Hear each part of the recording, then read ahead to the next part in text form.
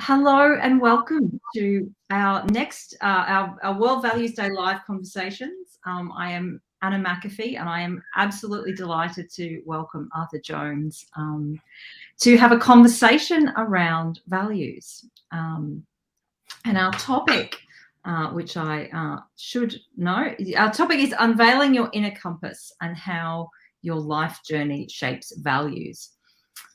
Now, Art and I have known each other for a few years on LinkedIn, and he's always an absolute joy to talk to. He's the founder of It's Your Story Lab and has a wonderful process about how we can unveil our values and actually learn more about ourselves. Welcome, Art. Well, thank you, Anna. I am delighted to be here. Good afternoon to you, or good evening, or good morning. Well, it's morning for me in Australia, afternoon for you in the US. Yes. And I think it's Labor Day, isn't it, as well? It is a Labor Day holiday here in the US, and there light traffic, which is good. And it's another warm day here in the desert. It's 102 Fahrenheit, which is a nice balmy day in the desert. Well, it's a very balmy day here in Australia, which is probably not. It's an unseasonably warm, which maybe not a good thing, but yeah. Thank you for taking the time on what is a holiday for you. Oh, absolutely. I'm delighted. All of our conversations, whenever we've had them, have always been delightful. So I'm looking forward to this one today. Excellent. What I wanted to ask you first, Art, is really about story and experience. We all have life experience that has shaped us. But can you explain a little bit how it helps shape our values? Well, it's funny that we have cycles, I guess, throughout human history where the thought leaders, or what we would call an influencer, if we could call Socrates an influencer back in the day, he was one of the first people that I know of in recorded history that said, "Know thyself." And soon thereafter, in the city of Delphi, Greece, above the portal to enter the temple of Apollo, those words were inscribed. When you went to see the oracle to foretell your future, it said, "Know thyself." And, fast forward to American history, and the diplomat, the inventor, the author, Benjamin Franklin, said there are three things hard in the world: diamonds, steel, and knowing ourselves. So if people have been asking this question, Shakespeare, to thine own self be true.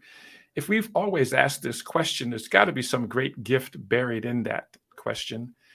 And I believe, like those thought leaders of the past believed, that when we know ourselves, it's the gateway to understanding our true values, our principles, our virtues, our beliefs, all the things that guide the decisions that we make in life. And we understand how to know other people too. And so in modern vernacular, we would say knowing ourselves makes us highly emotional intelligent, because we've become peak self-aware. Because we understand our values, we become peak self-regulated, and we have a heightened sense of, because of understanding our own complexity, we look at other people as saying they must be just complex as I am, and I should first listen to them to seek to understand them before I try to get them to understand me. So it puts people first, and then you become socially aware. And if we could only have those three things in life, we would all be better communicators. We'd have better conversations, and it probably would be a happier world. Yeah, I think so. Yeah. That's very, very, very true. Yeah. It's and I think for me, the genesis of if I had a superpower, it would be curiosity. And in my corporate life, I was a sales executive. So I was always having conversations with people in my my goal my task in life, my goals in life were to sell things, very expensive technology things. And I thought I was a super salesman in those days because invariably somebody would usher the vice president that I had always sought to have a conversation with because she was the person that could buy my $500,000 thing. But it would take months before they brought her into the room. And on occasion, didn't happen always, but on occasion, she would say, you know, my people tell me you found the problem we thought we had. You've uncovered problems we didn't know we had. And all articulated here on this whiteboard. But you haven't told us what we're going to buy from you yet.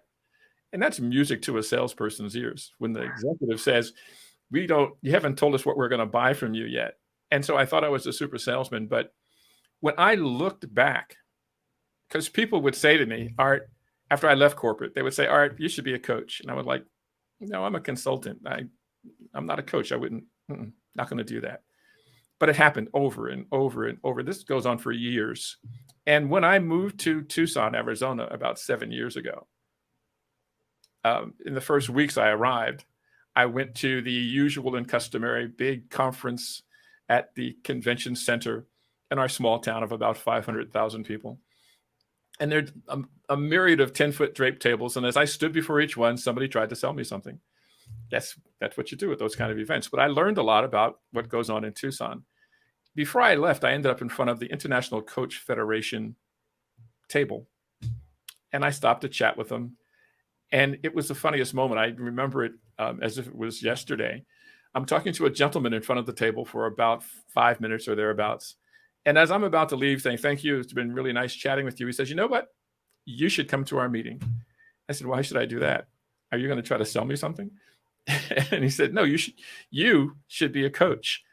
And the three people behind the table, as if they were the chorus to a band, they said, yes, and he's right. You should be a coach. I went to the meeting. I found out that I shared the same values that they had. And I had been besmirching the values of coaches because coaches, like consultants, you could wake up one day, go to work and get laid off, and the next day wake up and say you're going to be a coach or consultant. I chose to be a consultant, not two things, coach and consultant.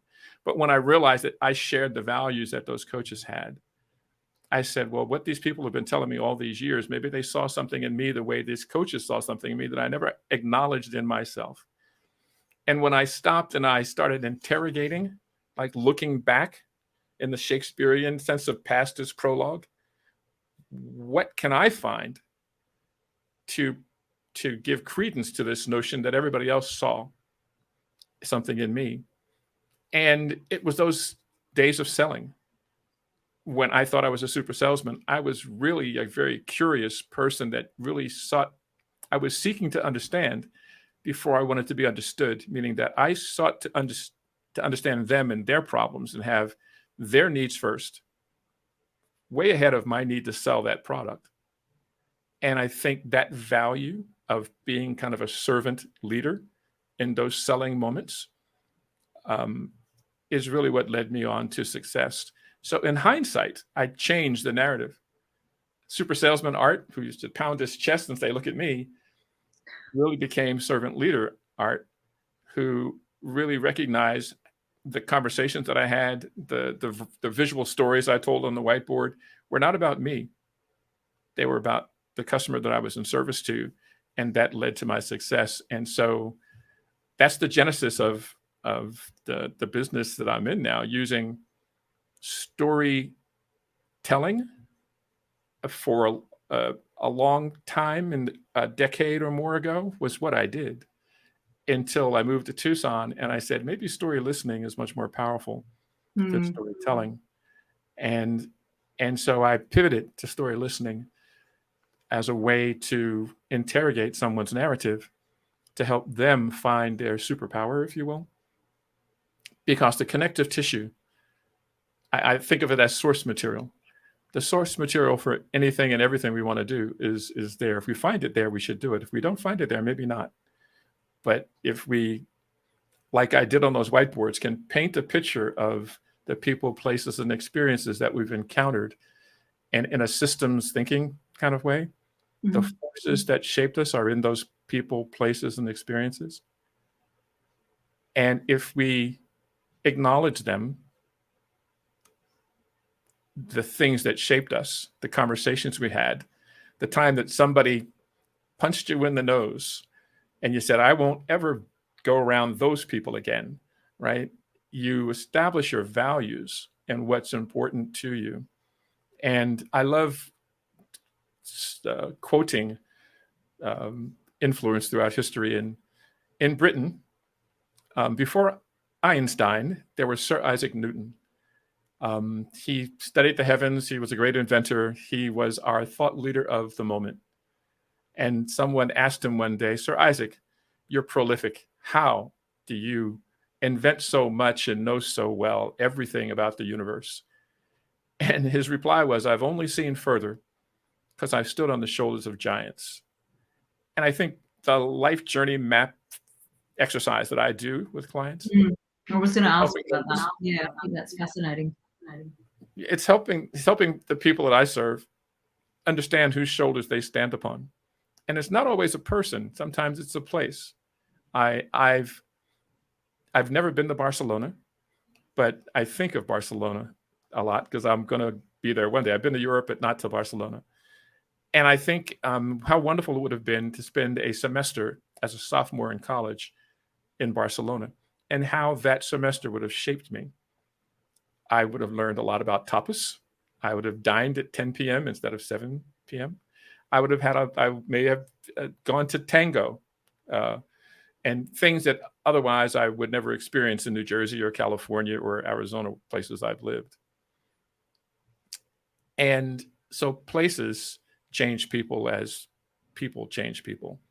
And when we acknowledge those places and we understand the gift that was given to us, and then we decipher that gift and understand what value is baked in that gift, then we use that as the source material to have we gain clarity about the source of our values, and thus we stand taller upon them.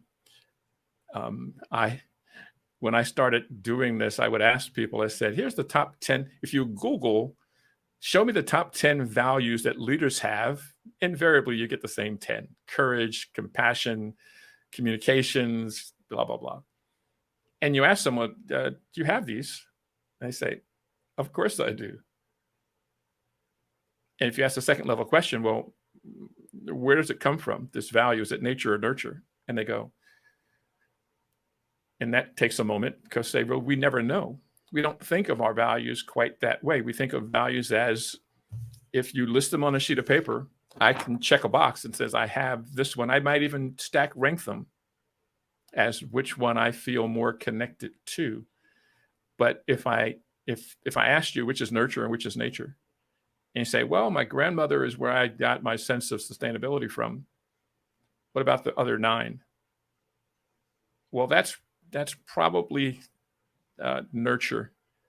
These not from my family or my lineage, but I've experienced these things, and that's where those values come from. Well, who or what did they come from? And it's like anything else. I think when we understand math, you know Pythagoras, you have a much more a solid platform, a solid foundation from which to know that my grandmother, for instance, is really where I have my sense of sustainability and organic eating and wellness in general, because she had a wonderful garden and she was an amazing cook, and she had great banquets and parties. But in her garden, with me kneeling beside her, tilling the soil, talking about stuff, and then seeing that stuff turn into this huge, beautiful, delicious banquet, stays with me to this day, because it was so connected to the earth and not to shrink wrap in the way so much of the food that we consume today is. And so I credit her with my kind of ovo-lacto vegetarian lifestyle. And I gifted that to my children, not from me to them, but from my grandmother to them. And if I had asked her before she passed away, where did she get it from? She would have told me, and then we would have had generations of connection. And if that doesn't make sustainability more real and more tangible, I don't know what does. That's fascinating. I'm doing some work in sustainability at the moment, looking at how marketing shapes sustainability and its values. So that's fascinating. That's Yeah. we're going to go off on a long tangent here, but I love that. And do you think that values are primarily nurture? You mentioned sort of 9 out of 10 probably come from a nurture-based place. It's the question, do I think values are primarily nurture versus nature? Yeah. I think values are dynamic. And I think that you might, at a certain point in your life, that the source material for that value may be nature. It's just everybody in the family has it. But I'm very aware of the acronym VUCA, and it's the systems, the forces in the world that shape us.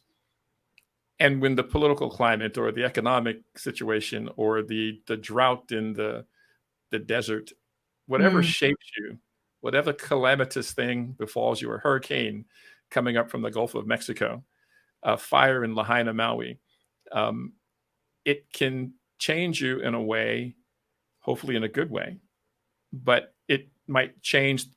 You might pivot from the source of your value, and the principle of that value changes. You still have compassion, but you have to balance compassion with survival. Everything in Lahaina just burned down. I have no place to live. My values of compassion exist, but it's maybe more nuclear family focused than externally focused. Same value, different principle or point of view. And so I think values are not etched in stone. I think values are dynamic, and I think in the world that we lived in, they should be, because when I think of artificial intelligence, I often think of how AI has forced me to come to terms with my values about technology. I think of myself as a technologist. I've been following technology patterns for decades, and I, like the light at the end of the tunnel, I recognize it before the average bear, because first time my career was based on that, and now I've continued to do that. So when I think about AI, I know it's coming, and I want to embrace it because of my technologist DNA. I don't want to resist it in the way a Luddite resisted looms in Britain back in the day when the steam engine was taking their jobs, and looms were powered by steam and not by humans. But my value about artificial intelligence, I would say, is in flux. I'm still navigating it. I'm still incorporating it. And it could be the holiday season. It might be Easter of next year before I come to terms with it. But I think it will continue to change as AI changes. And I think that that's our responsibility to be thoughtful about it, because AI is changing everything we know about anything. And if we have values from yesterday that we're using to go forward into a tomorrow that's uniquely different from what we know, our navigation systems might not be as keen as we need them to be in this brave new world. I think that's really interesting about AI, and I've been having a few conversations with a lot of people through this World Values Day series and independently of that. And I think one thing I'm coming across is that a lot of, I suppose, experts or people who are really exploring AI at the moment are actually quite skeptical. And their curiosity is actually what's making them understand AI. It's not that they're saying, well, we have to go, yeah, let's just go all in on AI. It's let's understand it more. Let's understand the tools. Let's understand how we can use it, because it's going to be used. but we don't have to be entirely have our mind made up about it. And I think that's a really good approach to that new technology. It's really interesting. I can wholeheartedly agree with you, and I think my approach to AI is the same but a little different. And it's informed by Zurich Insurance, and insurance companies are notable for their actuarial tables, the data that they use to make decisions. And they released a report in 2019 that has a title that is The Decline of Empathy, is what it's titled. And it has many data points, but the one that sticks out is that levels of empathy fell by 48% between 1979 and 2009. 2009, the internet wasn't yet quite fully born. So if we had fallen off 49% from roughly 1980 to 2009, and that's almost 15 years ago now, how much further have we slipped? Employee engagement mimics that number. 50% of people are engaged, 50% of people are not. And that number we've been measuring for 30 or 40 years, it's never risen above 50%. So if people, humans, are only 50% engaged, if humans have 50% less empathy, and the AI that lives on my mobile device that says it's a coach and wants to have a conversation with me about what troubles me today. You want to talk about motivation, Art, or do you want to talk about process today? And it literally starts the conversation that way. If I give agency to the bot on my phone, where does my empathy go? I'm no longer having a conversation with a human. I'm having a conversation about my personal struggles. So our values are going to be tested. And if we don't get a clean, a crisp and clear understanding of our values,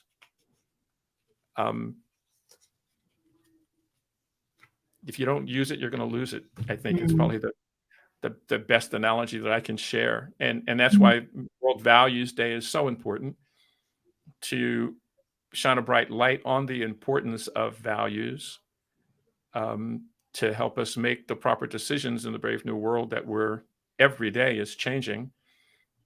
In the systems dynamic sense of things, the forces of AI are exponentially growing every day. Every day I try not another platform, but I learn more and I can make it do more. And I go, wow, that was amazing. How did you do that? As if I'm talking to a human or a team of 15 people that just took what it would take me 3 months to do and did it in 2 minutes. I mean, and so how do we value ourselves in light of the massive power of AI, and what power do we ascribe to the AI?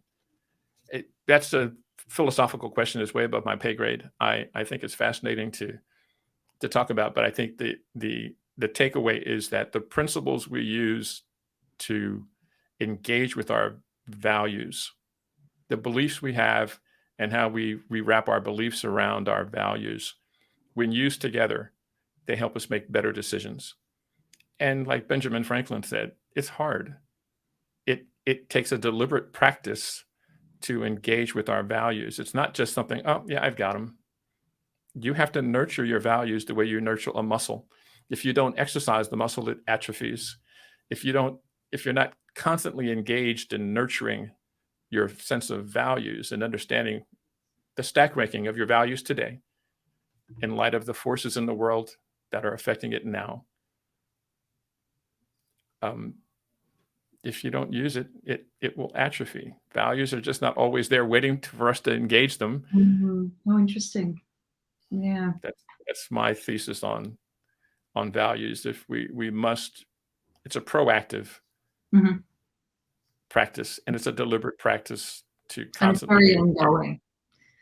It's not, here are my values, right, that's how I'm going to live. It's very much an ongoing thing. Yeah, that's fascinating. One question I wanted to ask was, there's values experts that have certain theories on this. How many values do you think people can practically have or live by, or through the process that you go through? How many values do you really think that people, you mentioned 10 in leaders. I think Brené Brown has said 2, maybe 3 values. What, if people are going through this values process, how many would you recommend that they kind of try and pinpoint to perhaps think about more deeply? I think I'd have to answer that. Of course, I would lean toward Brené Brown. Okay, she says 3. I'll go with 3. But I think it's an individual. Let's say 3 is a starting point. Mm-hmm. I know when if I go to VIA and I take the values assessment, that's free for everyone to take. My top 4 values are lean toward creativity and innovation. That's my top 4. But there's 24 others that undergird that. Am I in touch with the other 24? They're there, but the ones that are my top 4, I'm engaged with every day. Mm-hmm. And North Star values. They're my North Star values, and they guide the work that I do. And when I engage with those values, there's a term called job crafting. If you hate your job and you still need that job, in order to make that job tolerable, you bring those 4 values. And if the value of creativity, and you're a cashier, how do you make cashiering more creative? And by engaging that value, you bring more joy into your life for the 8 hours that you have to cashier. And so our values are tools to make us feel engaged and maybe even get us into flow as we cashier for 8 hours a day at Walmart, which it's an example of how to take the mundane and make it satisfying to ourselves. The portal that we go through to get that satisfaction is our values, by engaging with our values. And so the short answer to your question is, I think the values that give us the most joy and the clearest decision making when taken together, if that's 3 or 13, it's whatever you feel that you can manage. Mm-hmm. But manage means that you're engaged with them, and 13 would be a lot. You might be contradicting yourself with 13, I think, in some aspects. Surely they're going to come up against each other, aren't they? Yeah, they are. Some scenarios. You've mentioned a few of your own values. Because we're talking about World Values Day, could you pick perhaps one example that you haven't mentioned yet, and tell us how you put it into practice? I think courage. Mm-hmm. Courage is one that I haven't mentioned, but it might be the most important, because to nurture our values, we have to take some time away from other things that we think are important, or other things like binge watching Netflix.